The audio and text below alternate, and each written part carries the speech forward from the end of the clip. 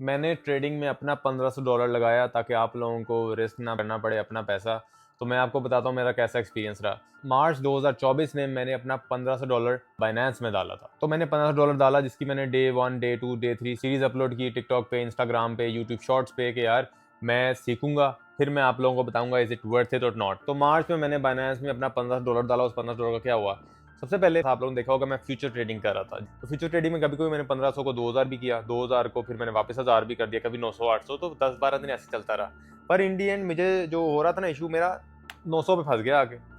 और फिर मैंने कहा अब क्या करूं, क्योंकि मैं लर्न कर रहा था, मेरे दोस्त वगैरह यूनिवर्सिटी लाइफ में मैं देख रहा था लोगों को ट्रेडिंग करते हुए, ग्राफ्स वगैरह। मैंने पहले भी इस पर रिसर्च की हुई थी। मैंने जब शॉपिफाई शुरू किया था ना आज से 3 साल पहले, तब मैंने अमेजॉन, शॉपिफाई, ट्रेडिंग, एटसी सारी प्लेटफॉर्म्स सीखे थे, इनकी बेसिक सीख ली थी। पर मैंने शॉपिफाई को चूज़ किया था क्योंकि मेरा तब लॉजिक था यार मुझे कोई फिजिकल प्रोडक्ट चाहिए। मुझे पता है मेरा बिटकॉइन हवा है, बिटकॉइन हवाई चीज़ है, बिटकॉइन क्रैश हो गया तो मैं क्या करूँगा, मुझे पता नहीं था ना, क्योंकि मैंने किया ही नहीं था कभी।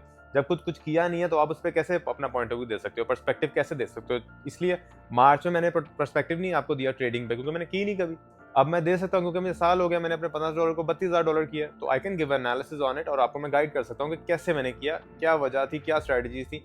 तो 1500 मेरा 900 पे फंस गया। ट्रेडिंग क्या होता है, उसमें करेंसीज पेयर होते हैं। फॉर एग्जांपल पाउंड है और यूएस डॉलर है, यूएसडी है। तो पाउंड और यूएसडी आपस में कॉम्पीट कर रहे हैं। उनमें आप बता रहे हो कि ग्राफ ने अप जाना है कि डाउन जाना है। ऑन फर्दर एनालिसिस जो पीछे ग्राफ चलता आया है उसकी बेसिस पे आप एनालिसिस कर रहे हो कि यार क्या होगा आगे, फ्यूचर प्रिडिक्ट कर रहे हो। If it's win you get profit. अगर $10 है वो $9 उस पर आ जाएगा, अप टू $9, 99.3 सेंट्स वैसे होता है टेक्निकलिटी। तो ये मैंने $1000 को मैंने कितना किया, $1000 को कभी कभी मैं 100 भी होता था, कभी कभी वो फिर 2000 हो जाता था। तो ना मैंने कहा यार अगर मैं बैठे बैठे कुछ मिनटों में $3000 भी बना रहा हूँ, कुछ मिनटों में जा भी रहा है, तो मैंने कहा इस चीज़ में पावर है, इस प्लेटफॉर्म में पावर है। फिर मुझे था कि पता नहीं विड्रॉ होता है कि नहीं।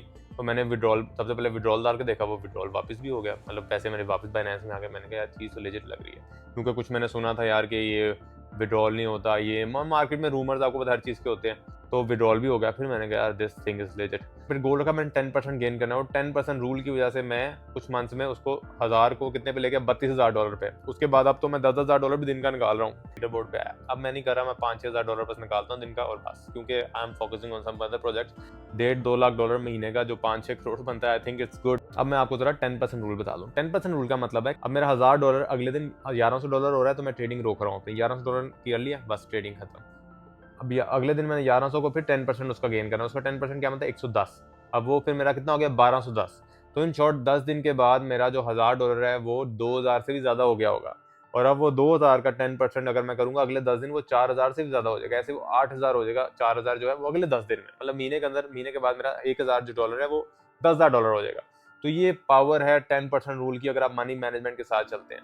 जिसकी वजह से मुझे चीज़ बहुत मजे की लगी थी कि मुझे ना प्रोडक्ट हंटिंग की टेंशन है शॉपिफाई में होती, ना मुझे एड्स की टेंशन है, ना मेरे एड अकाउंट ढूंढने की टेंशन है। मुझे सिर्फ एक वेरिएबल है, मैंने सिर्फ ग्राफ एनालाइज करना है और उसकी बेसिस पे ये ही एक वेरिएबल है जो मेरे प्रॉफिट को डिफाइन कर रहा है।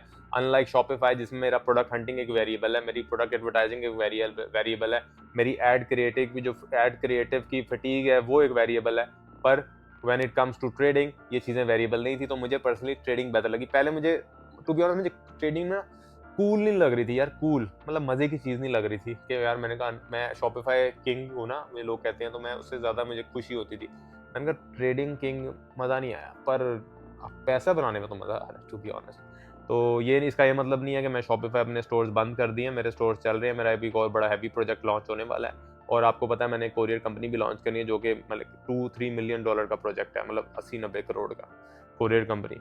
तो मेरे प्रोजेक्ट्स तो चलते रहेंगे। तो ये था, अगर आप भी, और अगर आप $10 से भी डरते हो, मैं नहीं चाहता कि आप, कुछ लोग कहते हैं 100 डालो 200 डालो, सिर्फ $10 से स्टार्ट करके देख लो, ₹2800 बनता है।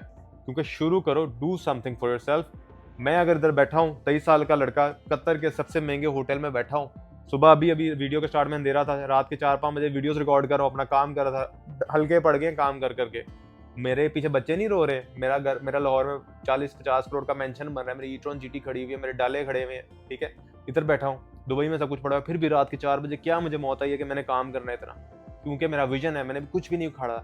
अगर मैं सेटिस्फाइड नहीं हूँ अपने आप से कि I have to do more, I have to make millions of dollar a month, तो आप लोग कैसे सेटिस्फाइड हो? What is stopping you to start a business? मुझे ये नहीं समझ आती। शुरू करो before this opportunity goes away, like bitcoin, like Amazon, like Shopify. शुरू करो इसको। अल्लाह हाफ़िज़।